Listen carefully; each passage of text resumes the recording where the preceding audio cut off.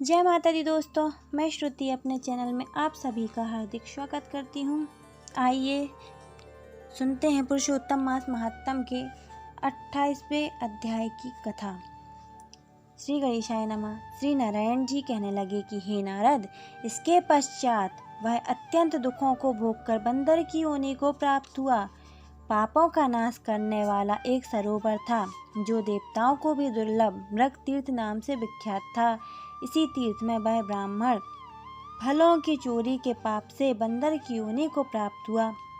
नारद जी कहने लगे, हे प्रभु, करोड़ों पापों से युक्त वह बंदर उस तीर्थ में कैसे बसता रहा? श्री नारायण जी बोले, चित्रकुंडल नाम वाला कोई वैश्य था, उसकी तारका नाम की स्त्री थी। इन दोनों के पुरुषोत्तम मास करते हुए पुरुषोत्तम मास चला गया। पिछला दिन आने पर स्त्री सहित चित्रकुंडल ने अत्यंत प्रसन्नता के साथ उद्यापन किया और उद्यापन कराने के निमित्त स्त्री सहित वेद वेदांग को जानने वाले ब्राह्मणों को बुलाया। हे नारद, वहाँ धन के लोभ से कंजूस ब्राह्मण भी पहुँच गया। जब उद्यापन विधि पूर्ण हो गई तो चित्रकुंडल वैश्य ने स्त्री सहित ब्राह्मणों को अत्याधिक दान देकर प्रसन्न किया। उसकी बहुत सी दी हुई दक्षिणा से ब्राह्मण अति प्रसन्न होकर अपने अपने घरों को चले गए। परंतु अत्यंत लोभी वह कंजूस रोता हुआ उसके आगे आकर खड़ा हो गया और विनय से नम्र होकर अति गदगद वाणी से चित्रकुंडल से बोला, हे चित्रकुंडल, वैश्यों के पति, आप इस समय कृतार्थ हो जो आपने पुरुषोत्तम का सेवन किया। ब्राह्मणों को बहुत सा धन दिया, किंतु मुझ भाग्यहीन को क्यों कुछ नहीं दिया? उस कंजूस के ऐसे वचन सुनकर उस वैश्य ने कंजूस को भी बहुत सा धन दिया। उस ब्राह्मण ने इस धन को लेकर पृथ्वी में गाड़ दिया। वहाँ पर उस लोभी ब्राह्मण ने पुरुषोत्तम महात्म के धन के लोभ से स्तुति और पूजा की। यह सब देखकर पुरुषोत्तम जी धन के लोभ से स्तुति सुनकर प्रसन्न हुए, जिसके फल से वह ब्राह्मण मृग तीर्थ को प्राप्त हुआ। वह तीर्थ जल वाला, घनी छाया वाला, मीठे मीठे फल वाले पेड़ों से शोभित अत्यंत सुंदर था।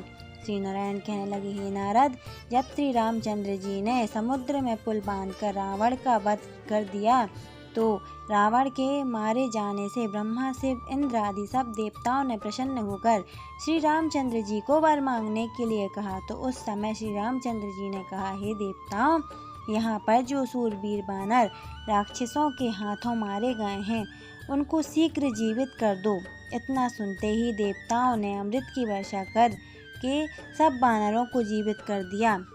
जीवित होकर सारे बानर जय जयकार कर उठे। फिर श्री रामचंद्र जी विमान में बैठकर चारों ओर खड़े हुए बानरों को कहने लगे, जहाँ जहाँ पर मेरे ये बहुत काल तक जीने वाले बानर बसेंगे, वहाँ वहाँ पुष्प फल वाले वृक्ष हो जाएंगे, नदी मीठे जल वाली हो जाएगी, शीतल सुंदर सरोवर होंगे। मेरी आज्ञा से तुम सब जाओ, तुमको कोई नहीं रोकेगा। हे नारद, फिर वह लोभी बानर पर्वत जैसा बढ़कर बहुत सी भूख और प्यास से युक्त होकर लोभी हो वन में विचरने लगा। जन्म से ही उसके मुख में पित्त की पीड़ा थी।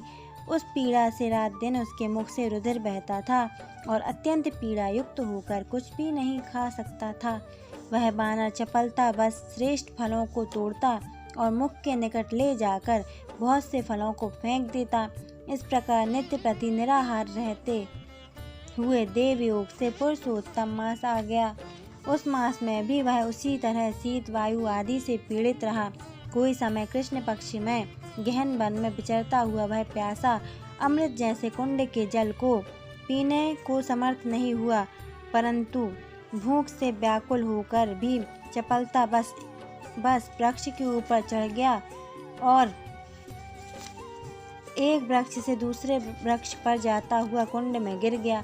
तभी विमान वहां पर आया जो नाचती हुई अप्सराओं और सुंदर गाते हुए गंधर्व किन्नरों से सुशोभित था। इस प्रकार सुंदर शरीर को धारण कर वह महाभाग बानर अपने शरीर को देखकर अत्यंत आश्चर्य को प्राप्त हुआ और कहने लगा कि मुझ महापापी को यह विमान का सुख जो अत्यंत पुण्य वालों के लिए नियुक्त है कैसे मिला? मैंने तो कभी कोई सुकृत्य किया ही नहीं जिससे मैं हरि के स्थान को प्राप्त हूँ।